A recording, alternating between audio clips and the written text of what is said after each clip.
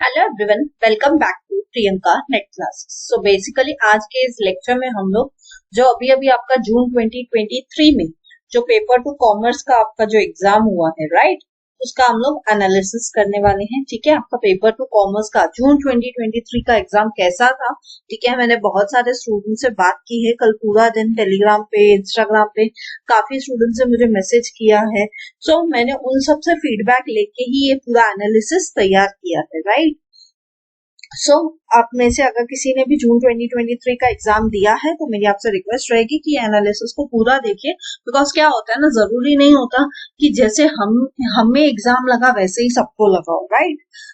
No doubt आपका individual perception matter करता है, बट ओवरऑल बाकी सारे स्टूडेंट्स क्या बोलते हैं उसका मिला जुला के मैंने एक कंक्लूजन निकाला है। ठीक है, एंड वो मैं आपको इस वीडियो में बताने वाली हूँ। ठीक है, सो चलिए स्टार्ट करते हैं। सबसे पहले तो एग्जाम कैसा था। तो बहुत ही सिंपल सा आंसर है। काफी स्टूडेंट्स बोल रहे थे एग्जाम का जो लेवल था ना वो मॉडरेट था। एग्जाम का लेवल कैसे था? मॉडरेट था। मॉडरेट यानी कि ना ज्यादा इजी आया था ना ज्यादा टफ आया था, लेकिन लेंदी जरूर आया था। ठीक है, आपका जो पेपर टू कॉमर्स था वो मॉडरेट लेवल का था, यानी ना ज्यादा इजी क्वेश्चन आए थे ना ज्यादा टफ क्वेश्चन आए थे, मिला जुला के क्वेश्चन आए थे। कुछ इजी भी थे, कुछ मीडियम टाइप के क्वेश्चन भी थे, ऑब्वियसली कुछ टफ क्वेश्चन भी थे, बट ओवरऑल पेपर मॉडरेट सा था। और पेपर कहीं ना कहीं लेंदी लगा था। मुझे क्यों लगता है ना, आप सबको सभी स्टूडेंट ने मेरे को ये चीज बोली है कल ही कि मैम हमारा एग्जाम बहुत लेंदी लगा, किसी किसी के क्वेश्चन ही छूट गए, किसी किसी को लगा कि हमने हड़बड़ी में एंड में कुछ कुछ क्वेश्चन अटेम्प्ट किए। तो मुझे लगता है आपको लेंदी क्यों लगा ना, क्योंकि आप में से बहुत सारे स्टूडेंट्स से टाइम मैनेजमेंट अच्छे से नहीं किया होगा, राइट। और जब मैं आपको एग्जाम से पहले एक दिन पहले ही मैंने जब वीडियो दिया था कि टिप्स एंड ट्रिक्स का, तब मैंने आपको फर्स्ट पॉइंट यही बोली थी कि आपको टाइम मैनेज करना आना चाहिए, राइट। तो आप में से जो भी स्टूडेंट्स ये कंप्लेन कर रहे हैं कि मैम बहुत लेंदी निकाला था पेपर, थोड़ा पेपर बहुत ही लेंदी लग रहा था हमें अटेम्प्ट करने के लिए, तो वो इसलिए ही था क्योंकि आपकी टाइम मैनेजमेंट शायद से प्रॉपर नहीं रही होगी। क्योंकि अदरवाइज क्या होता है ना एग्जाम में, आप स्टार्टिंग में जैसे मैंने बोला था टिप्स एंड ट्रिक्स वाले लेक्चर में भी, आप स्टार्टिंग में धीरे धीरे धीरे एग्जाम करते हो, फिर जैसे 1-1.5 घंटा निकल जाता है ना, फिर आपकी घंटी बजती है कि नहीं भाई अभी तो होगा, मेरा एग्जाम काफी बाकी है, राइट। फिर आप भागने शुरू करते हो। तो कहीं ना कहीं उस रीजन की वजह से मुझे लगता है लेंथी रहा होगा एग्जाम। ये मेरे को ऐसे लगता है, जरूरी नहीं है, रियल में भी एग्जाम लेंथी हो सकता है, बट अगेन अगर आपने टाइम अच्छे से मैनेज किया होगा, जो कुछ कुछ स्टूडेंट से किया था, जिन्होंने मेरे से कल बात की थी, उसमें से कुछ कुछ स्टूडेंट ने आराम से पेपर कंप्लीट भी किया है अच्छे से। सो अगर आपने टाइम मैनेजमेंट अच्छे से किया है तो आपको पेपर काफी लेंथी नहीं लगा होगा। ठीक है, सेकेंड चीज जो मुझे कल देखने मिली वो क्या थी, पीवाईक्यूज बहुत ही हेल्पफुल हुए। जिन जिन स्टूडेंट्स ने पीवाईक्यूज किए थे उन सबको एग्जाम में पीवाईक्यूज का बहुत हेल्प मिला। क्यों?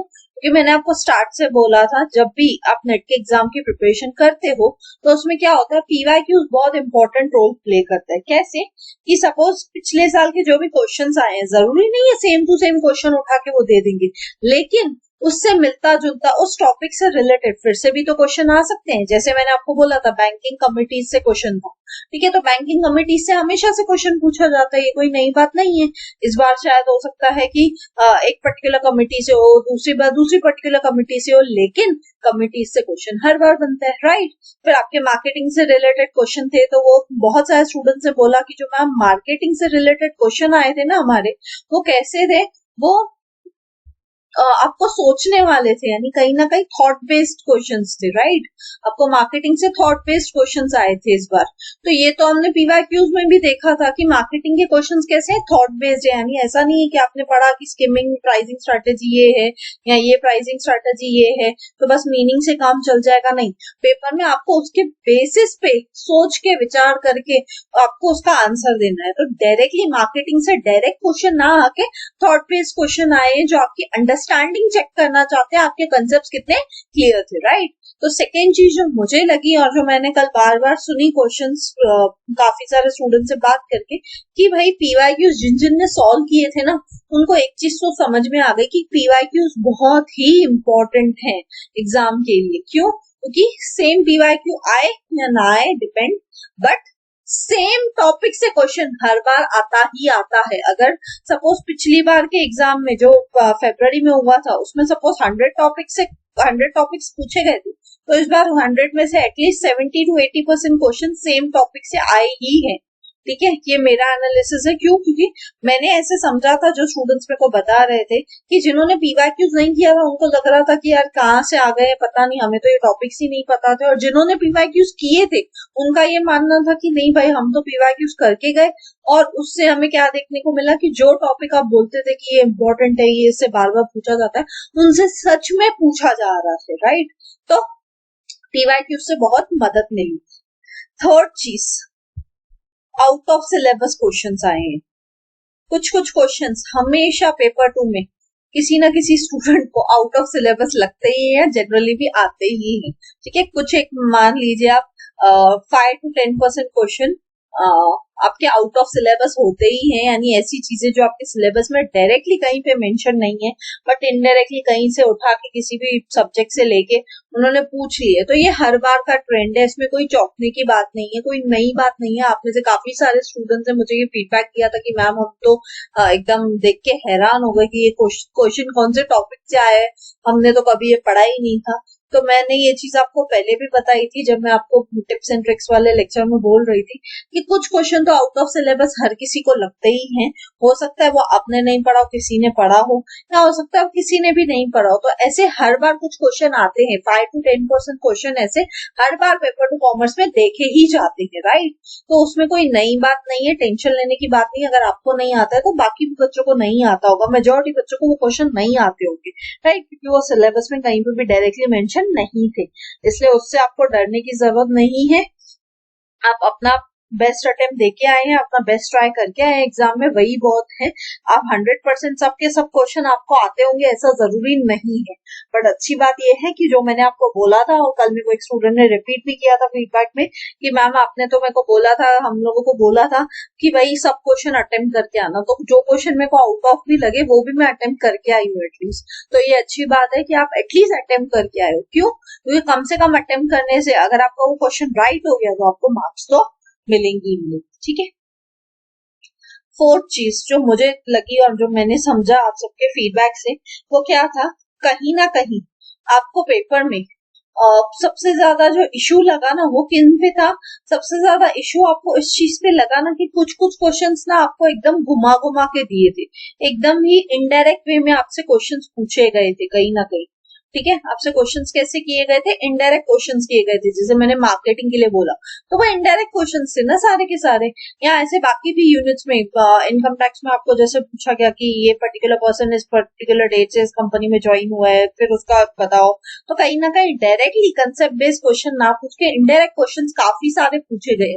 थॉट बेस्ड क्वेश्चन, आपको सोचने पे जो क्वेश्चन मजबूर करे, वैसे क्वेश्चन काफी सारे पूछे गए। तो नो डाउट ये तो ट्रेंड चल ही रहा है, जब से एनटीए ने पेपर लेना शुरू किया है यूजीसी नेट का, तब से लेके अभी तक ऐसा ही देखा जाता है, इनडायरेक्ट क्वेश्चंस आते हैं। तो वो अच्छी बात है, मेरे को उसमें कुछ भी न्यू नहीं लगा। कुछ स्टूडेंट्स को ये चीज नहीं लग रही थी कि भाई इनडायरेक्ट क्वेश्चंस कैसे आ गए, बट आते हैं। ठीक है, नेक्स्ट चीज जो मैंने देखी आप लोगों के फीडबैक में, वो क्या था कि कई बार काफी सारे स्टूडेंट्स ने क्या सोचा है ना, पेपर लेंदी होने की वजह से ना टाइम मैनेजमेंट नहीं कर पाए और फिर हड़बड़ी में क्वेश्चंस अटेम्प्ट किए। यानी जो भी क्वेश्चन जैसे आपके प्रैक्टिकल बेस्ड जो क्वेश्चंस थे स्पेशली वो आपने हड़बड़ी में अटेम्प्ट किए हैं, ऐसे काफी सारे स्टूडेंट्स ने बोला है मुझे। तो प्रैक्टिकल बेस्ड क्वेश्चंस आते ही आते हैं, अकाउंट्स हो, है ना, फिर आपका इनकम टैक्स हो, फिर आपका स्टैटिस्टिक्स हो, है ना, यहाँ से हर बार, यहाँ आपका बिजनेस फाइनेंस हो, यहाँ से हर बार आपको प्रैक्टिकल क्वेश्चंस आते ही आते हैं। कभी अकाउंट से आ जाएगा इक्का दुक्का, कभी इनकम टैक्स से कुछ आ जाता है, कभी स्टैटिस्टिक्स से कुछ आ जाता है। तो ये बहुत नॉर्मल बात है, इसमें चौंकने का जैसा कुछ नहीं था। जिन स्टूडेंट्स ने प्रैक्टिकल सब्जेक्ट्स को भी अच्छे से किया था उनके लिए ये क्वेश्चंस को अटेम्प्ट करना कोई बुरी बात या कोई दिक्कत वाली बात नहीं थी मेरे हिसाब से। क्यों? क्योंकि जब मैंने आपको सिलेबस भी डिस्कस किया था नेट का, तब मैंने आपको समझाया था कि कौन कौन से टॉपिक्स इंपॉर्टेंट है। जैसे अकाउंट्स में मैंने आपको बोला था पार्टनरशिप से रिलेटेड वो लोग क्वेश्चंस पूछते हैं, पार्टनरशिप के गुडविल से रिलेटेड हमेशा पेपर में क्वेश्चन आता है। गुडविल से रिलेटेड हो गया, सैक्रिफाइस रेशियो हो गया, या गेन रेशियो हो गया, इन सबसे रिलेटेड क्वेश्चन आते हैं। तो ये बहुत नॉर्मल सी बात है ना। स्टैटिस्टिक्स में अलग अलग डिस्ट्रीब्यूशन से रिलेटेड क्वेश्चन आते हैं, तो ये सब नॉर्मल सी बातें। ये आपको पहले भी अगर आपने पीवाईक्यू सॉल्व किए होते तो आपको पता होता कि यहाँ से क्वेश्चन आते हैं। तो कुछ क्वेश्चन प्रैक्टिकल हमेशा होते हैं पेपर में, इस बार भी थे। तो जिन जिन स्टूडेंट्स की प्रैक्टिकल यूनिट अच्छे से की हुई थी उनको काफी हद तक ये क्वेश्चन ईजी लगे, ठीक है, या वो मैनेज कर पाए एटलीस्ट इन क्वेश्चंस को। जिन स्टूडेंट्स की ये यूनिट्स थोड़ी बोलते ना हिली हुई थी, उनके लिए काफी हद तक ये क्वेश्चंस थोड़े डिफिकल्ट गए उनको, ठीक है। अदरवाइज ओवरऑल एग्जाम का जो लेवल था मेरे हिसाब से वो ऑब्वियसली मॉडरेट ही था, ठीक है। और अगर आपको हार्ड भी लगा है तो आपको हार्ड लगा होगा, तो मेजोरिटी स्टूडेंट्स को हार्ड लगा होगा, ठीक है। और हार्ड है, इजी है, मॉडरेट है, ये किसके ऊपर डिपेंड करता है। इंडिविजुअली अगर मैं बात करूं, ठीक है, इंडिविजुअल की एक बात करूं तो इंडिविजुअली आपको एग्जाम कैसा लगेगा ना, वो डिपेंड करता है आपकी प्रिपरेशन के ऊपर। आपने कितना अच्छे से प्रिपेयर किया था, कैसे प्रिपेयर किया था, उस पर डिपेंड करता है कि आपको एग्जाम कैसा लगा होगा। मैंने ऐसे स्टूडेंट से बात की है जिन्होंने शायद एक आधा महीना पहले से शुरू किया था, किसी ने शायद 10-15 दिन पहले से शुरू किया था, किसी ने शायद 6-6 महीने पहले से शुरू किया था। तो सबका फीडबैक डिफरेंट। क्यों डिफरेंट था? क्योंकि उनकी लेवल ऑफ प्रिपरेशन जो थी ना वो डिफरेंट थी, राइट। तो कई बार क्या होता है ना, जरूरी नहीं है कि पेपर डिफिकल्ट आया हो, आपकी प्रिपरेशन ऐसी थी कि आपको वो डिफिकल्ट लगा हो, राइट। ओवरऑल मेरे हिसाब से पेपर मॉडरेट था। अगर आपको डिफिकल्ट भी लगा है तो कोई नहीं, उसको आप इतना दिल पे मत लीजिए। बेस्ट चीज क्या है, आगे क्या करना चाहिए उसको देखिए। आपके लिए वे फॉरवर्ड क्या है? वे फॉरवर्ड यही है, कुछ दिन आराम कर लीजिए, ठीक है, और उसके बाद फिर से अपनी प्रिपरेशन शुरू कर दीजिए। अगर आप उन स्टूडेंट्स में से हैं जिनको पता है कि हमारी प्रिपरेशन उतनी अच्छी हमने नहीं की थी, ठीक है, तो वे फॉरवर्ड यही है आपके लिए। 1-2 दिन या मैक्सिमम ये वीक तक आराम कर लीजिए और फिर नेक्स्ट वीक से फिर से अपनी प्रिपरेशन पे लग जाइए। और अगर नहीं, आपको लगता है आपकी प्रिपरेशन अच्छी हुई है, तो आपके लिए वे फॉरवर्ड यही है। आप वेट कर सकते हैं रिजल्ट तक, बट मेरी सजेशन यही रहेगी कि आप प्लीज नेक्स्ट वीक से एटलीस्ट प्रिपेयर करना शुरू कर दीजिए, सो दैट आपको क्या हो, आप नेक्स्ट टाइम वो मिस्टेक ना करें जो आप लोगों में से काफी स्टूडेंट्स ने इस बार भी की थी कि आपने प्रिपरेशन में कम टाइम दिया था, ठीक है। एंड एक इम्पोर्टेंट चीज जो हर स्टूडेंट पूछता है, जो कल भी मुझसे पूछी गई, हर स्टूडेंट का यही क्वेश्चन था एंड में, मैम आपके हिसाब से कट ऑफ क्या होगी, ठीक है। तो मेरे को जो लगता है ऑन एन एवरेज जो मैंने देखा है 200 मार्क्स की कट ऑफ होगी अप्रोक्स, ठीक है। ये किसको मिला के, ये आपका पेपर 1 प्लस पेपर 2 मिला के कम से कम आपकी 200 मार्क्स तो होनी चाहिए, ऐसा मुझे लगता है। अगर पेपर का लेवल देखिए, एक चीज और ध्यान रखिएगा, मेरे हिसाब से 200 मार्क्स तो कम से कम आनी चाहिए पेपर 1 और पेपर 2 मिला के। और एक चीज ये भी आप ध्यान रखिएगा, मैं आपको एक चीज बता देती हूँ एग्जाम से रिलेटेड, स्पेशली उन स्टूडेंट्स के लिए जो कल से बहुत बोलते हैं ना दिक्कत में आ गए हैं कि मैम हमारा एग्जाम डिफिकल्ट गया है, हमें तो बहुत डिफिकल्ट लगा ये एग्जाम। उनके लिए मैं ये चीज स्पेशली बोल रही हूँ, एंड अदरवाइज भी सभी स्टूडेंट्स के लिए ये चीज हेल्पफुल रहेगी, ठीक है। वो क्या है, वो सिंपली ये है कि अगर एग्जाम डिफिकल्ट है, ठीक है, सिंपल से लॉजिक है, अगर एग्जाम का लेवल है ना, ठीक है, एग्जाम का लेवल अगर डिफिकल्ट है तो ऑटोमेटिकली क्या होगा, कट ऑफ कम होगी, कट ऑफ ड्रॉप हो जाती है। अगर एग्जाम का लेवल इजी है ना तो कट ऑफ बढ़ जाती है। तो अब आप सोचिए, इजी होता ना पेपर तो आपकी कट ऑफ बढ़ जाती थी, यानी आपको ज्यादा से ज्यादा मार्क्स लानी पड़ती थी। और अगर आपका पेपर डिफिकल्ट है ना तो कहीं ना कहीं आपकी कट ऑफ नीचे जाएगी, ठीक है। मेरे हिसाब से मॉडरेट था, मॉडरेट टू डिफिकल्ट में जाएगा आपका पेपर, तो आपकी मेरे हिसाब से कट ऑफ नीचे आनी चाहिए, या एटलीस्ट इन दोनों के बीच में कहीं पे फॉल करनी चाहिए, ठीक है। एक जनरल रूल है एग्जाम्स का, अगर आपका एग्जाम डिफिकल्ट निकला है, जनरली भी क्वेश्चंस अब जितने आप लोगों ने बताए हैं, जो जो आप लोगों ने बोला है, मैं तो उस बेसिस पे एनालिसिस कर रही हूँ, बट एक बार जब क्वेश्चन आंसर की आउट हो जाएगी तो मेरी आप सबसे रिक्वेस्ट रहेगी, आप मेरे साथ वो आंसर की शेयर करना, क्वेश्चंस अपने क्वेश्चन पेपर शेयर करना, आंसर की शेयर करना। तो मैं क्या करूंगी ना, फिर मैं आपको सॉल्व करके बता सकती हूँ, देख के एक्चुअल में बता पाऊंगी कि एक्चुअल में एग्जाम कैसा था, राइट। कि ये तो वही एनालिसिस है जो मैं आपके फीडबैक के बेसिस पे बता रही हूँ, बट अदरवाइज भी एक बार आंसर की आउट हो जाती है, क्वेश्चन पेपर सामने आ जाता है तो समझ में आ जाता है कि इधर एग्जाम डिफिकल्ट था या इजी था। मोस्टली सब जो बोल रहे थे, मेजोरिटी स्टूडेंट्स को डिफिकल्ट लगा है, तो उस हिसाब से तो कट ऑफ नीचे ही जाएगी। बट ओवरऑल कट ऑफ कितनी होती है, तो ओवरऑल अगर आप बात करेंगे मोटा मोटी पेपर 1 प्लस पेपर 2 मिला के कितनी मार्क्स होती है आपकी, 300 मार्क्स, है ना।